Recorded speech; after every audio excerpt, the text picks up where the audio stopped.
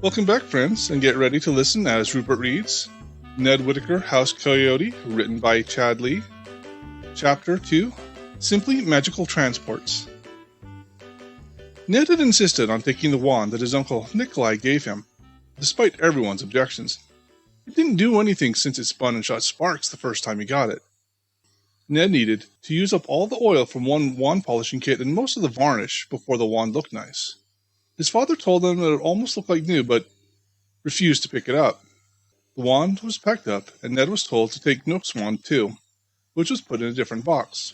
After all, he was told to borrow a family wand, and his father said that they should follow the rules. Ned's family met him at the door. Ned only had one suitcase and one small backpack for the trip, and he had the pack slung over his shoulder. "I can't stand people just telling me I'm going to be fine," Ned said again for what felt like the 100th time. He said this before anyone could speak up. "But we all wanted to see you off," Miss Whittaker said. "You're seeing me off now," Ned said. Zoe ran up and hugged Ned around the middle. "Be back soon," Zoe said quietly. Ned felt a little bad for what he said now. "Hun," Ned's father said, "he'll be back as soon as he can be. I'll be back in a couple of hours, then we might go out for a movie, either tonight or tomorrow. Is that all right?" Zoe nodded, and was still hugging Ned. Ned hugged his sister back. "Send me owls, and I'll send him back," Ned said. Zoe nodded and let go. "Here, this is for the plane ride." Ned's mom handed him a sack lunch.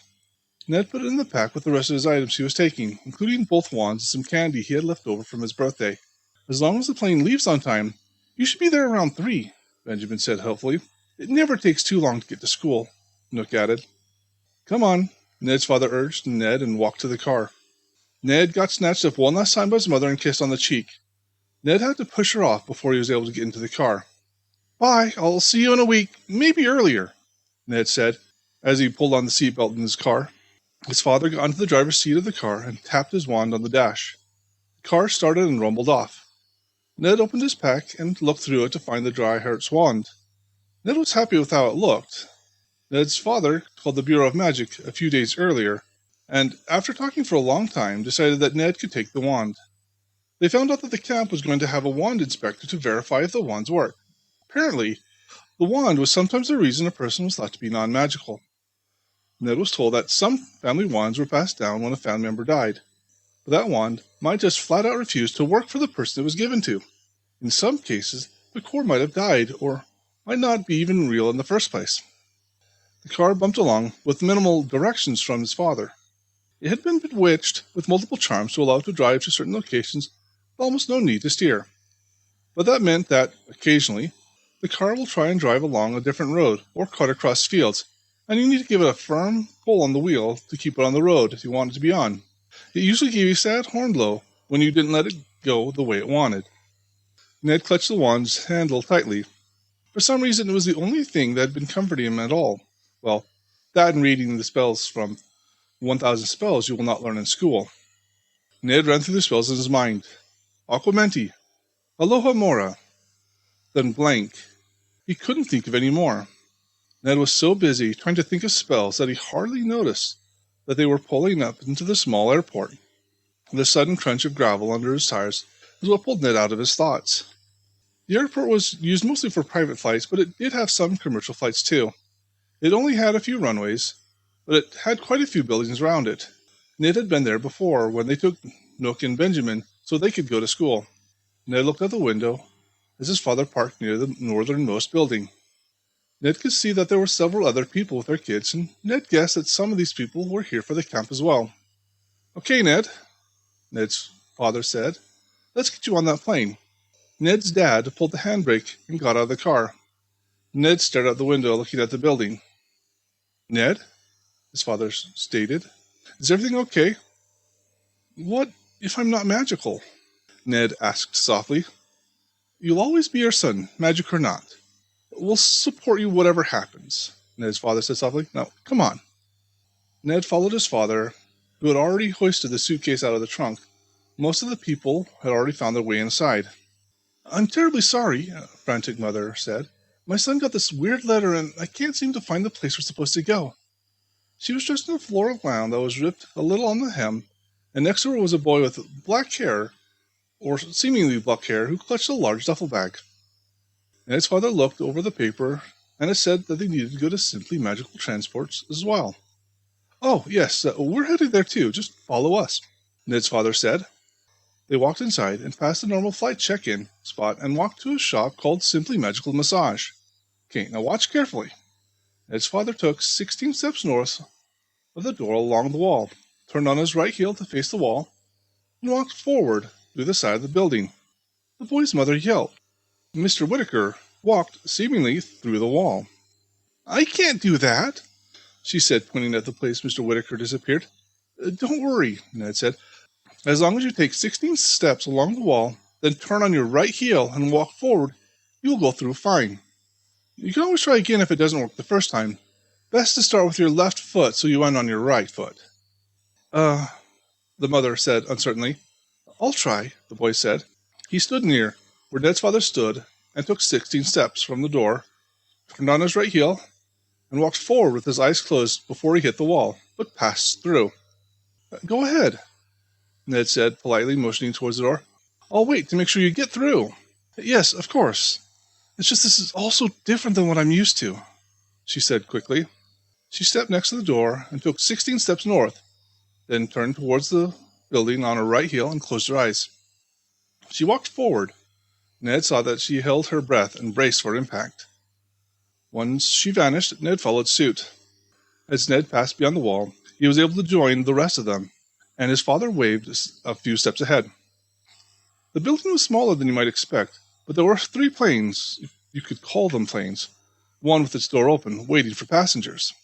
The planes had 2 wings and 4 propeller engines, but the body seemed longer than normal, like someone stretched the plane to make sure it fit more people. Ned saw normal planes on TV and knew that these planes were out of date and likely magically enhanced. Ned, what took you so long? Mr. Whittaker asked. I wanted to make sure they were able to get through. I think she might be non-magical, Ned said.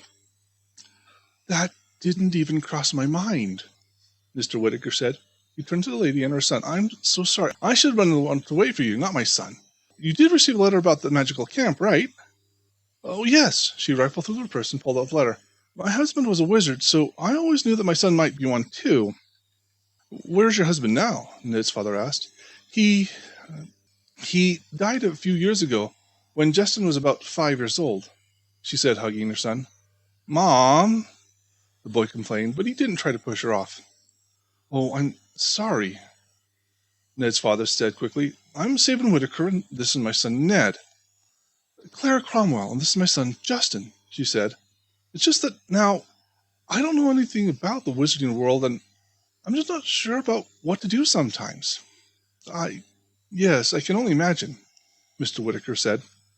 Boarding to Black Road Academy of Witchcraft and Wizardry in 15 minutes, sounded over the PA system in the room. A man pushing a luggage cart stopped by the group. May I take your luggage? He asked, smiling. Yes, Mr. Whittaker said. The wizard took Ned's suitcase and Justin's duffel bag and put them on the cart, and hurried off. Ned held on to his pack to take on the plane. Okay, we need to get our boys on the plane, Ned's father said. About those planes, Miss Cromwell started. Are you sure they're safe? She asked, pointing at the elongated planes. Absolutely safe. They are maintained by trained magical engineers. Now come on. Mr. Whittaker led Ned to the line leading to the plane. About 24 other children apparently also got the news that they may not have enough magic in them to be a witch or a wizard. Ned and Justin were near the end of the line. Their luggage was loaded onto the plane. Ned's father and Justin's mother moved away from the line, and they seemed to be discussing the state of the plane and whether or not it should be able to fly. It's Ned, right? Justin started. Yep. Ned looked back and could see Justin clearly. Justin was almost a head taller and had dark brown hair that almost looked black, but it was long and well trimmed. What's going to happen at this camp? Justin asked. Oh, you don't know? A bossy-sounding voice called from behind. They both turned to see a short girl with long silver hair tied in pigtails. She had a stubby nose and a scowl. They're going to tell you that you aren't good enough to be a wizard. I know this was just a mistake for me to be here, though.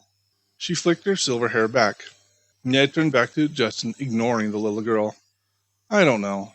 But We'll find out if we're going to be enrolled in Black Grove Academy by the end of this camp, though, Ned explained. Yes! Another voice piped in from the entrance of the plane.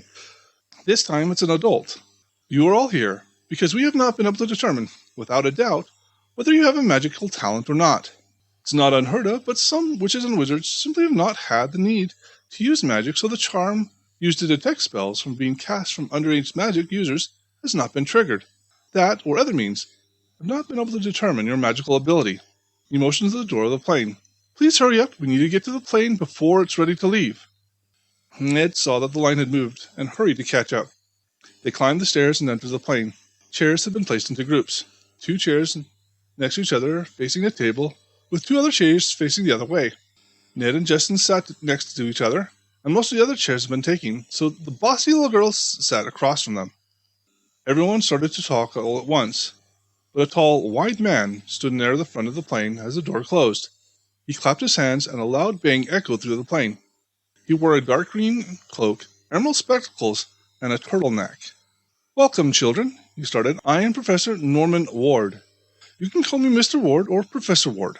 I am in charge of spell basics at school, and I will be in charge of this camp. Please stay seated while we take off, and I'll explain more after we are in the air.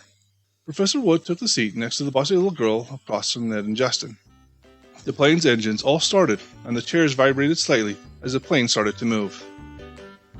And that's the end of the chapter, and if you liked what you heard, please consider coming again next week for the next chapter of Ned Whitaker, and also consider liking, commenting, and subscribing. Thank you.